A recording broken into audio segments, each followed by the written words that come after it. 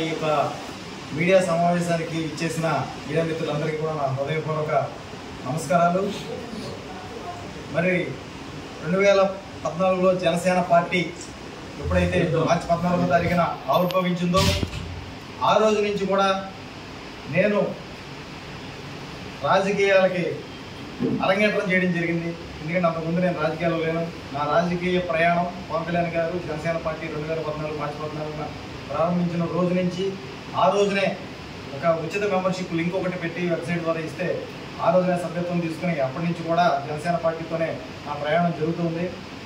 2014 ఎన్నికల్లో సామాన్య కార్యకర్తగా మొదలుపెట్టిన దగ్గర నుంచి 2019 ఎన్నికల్లో పవన్ కళ్యాణ్ గారు పూర్తిస్థాయి ఎన్నికల్లో పోటీ చేసి మొట్టమొదటిసారిగా పోటీ చేసినప్పుడే నన్ను గుర్తించి ఒక యువకుడిగా, చదువుకున్న వ్యక్తిగా, ఒక యాదవ సమాజ వర్గానికి చెందిన వ్యక్తిని, బీసీ సామాజిక వర్గానికి చెందిన వ్యక్తిని, ఇప్పటివరకు కైలూరు నియోజకవర్గంలో ఒక రాజకీయ ప్రాతినిధ్యం, ఒక ఎమ్మెల్యే స్థాయిగా పోటీ చేయడానికి ఎప్పుడు కూడా ఎవరు యాదవ సమాజ వర్గం నుంచి ఇవ్వనప్పుడు కూడా ఆయన మొట్టమొదటిగా యాదవులకు కానీ సీట్ ఇచ్చి బీసీని ఆయన ఆదరించి జనసేన పార్టీ తరఫున 2019లో బీఫామ్ అవ్వడం జరిగింది. ఆ రోజున పోటీ చేయడం జరిగింది. పోరాడాం, తిరిగాం. తక్కువ సమయంలో 11,000 ఓట్లు సాధించాం. ఎందుకంటే చిన్న వయసులో ఆ రోజున హేమీలతో కొట్టడం, ఎందుకంటే కొమ్ము తిరిగిన వాళ్ళు కూడా ఆ రోజున 2019 ఎన్నికల్లో వైసీపీ హవా నడుస్తుందని చెప్పి పోటీ చేయడానికి కూడా భయపడిన పరిస్థితుల్లో జెండా పట్టుకుని నిలబడ్డాం, పోటీ చేసాం. ఆ రోజు నుంచి కూడా నిలబడ్డాం, కాపాడ్డాం, పోరాడుతూనే ఉన్నాం. ఎందుకంటే ఎన్నో కేసులు కూడా పెట్టించుకున్నాం. ఈ రోజున తర్వాత నుంచి కూడా మేము జనసేన పాదయాత్రలో నియోజకవర్గం అంతా కూడా గ్రామానికి దాదాపు 50 గ్రామాల ఇంటింటికి తిరిగి వారి యొక్క సమస్యలు తెలుసుకున్నాం. వారి యొక్క సమస్యలకు అండగా నిలిచాం. సాధ్యమైనంత వరకు సమస్యలు అక్కడ తీర్చాం. అనేక సమస్యలు అధికారులతో మాట్లాడాం, చేస్తామని చెప్పాం. స్థానిక సంస్థల ఎన్నికల్లో పోరాడాం. మన పల్లివాడ కానీ, ఇలాగే మన కోరికలు కానీ, ఇవన్నీ కూడా నియోజకవర్గంలో కొన్ని పంచాయతీలు కూడా గెలిచాం. అదేవిధంగా పల్లివాడ కూడా చాలా దగ్గరికి వచ్చిన తర్వాత ఇదైంది.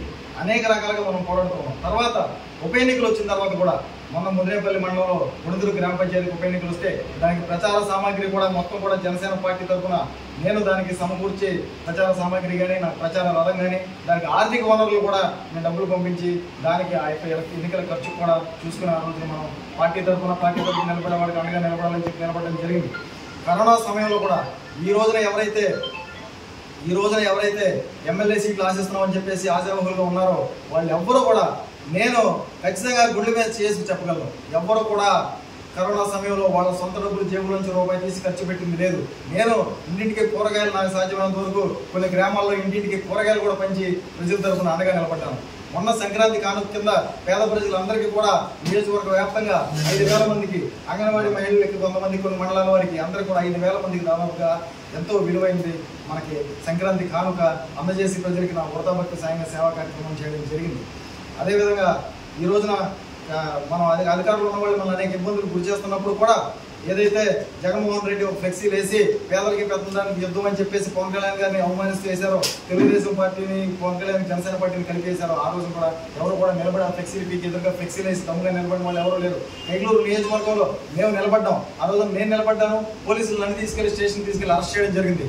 అలా పవన్ కళ్యాణ్ గారిని ప్రతి నుంచి కూడా మేము ఒక దేవుడిగా భావిస్తూ మా అధ్యక్షుడిని గౌరవించుకుంటూ పోరాడాం. ఎవరో కూడా ఈ రోజున ఉప ఎన్నికలు వచ్చినప్పుడు కూడా మేము జనసేన, భారతీయ జనతా పార్టీ పొత్తులో ఉన్నప్పుడు కూడా జనసేన పార్టీ తరఫున మేమే నిలబడ్డాం. అదేవిధంగా తెలుగుదేశం జనసేన పొత్తులో ఉన్న తర్వాత వేసిన ఫ్లెక్సీల్లో కూడా జనసేన పార్టీ తరఫున మేము నిలబడి ప్రతిదీ కూడా పోరాడుతూ వచ్చాం.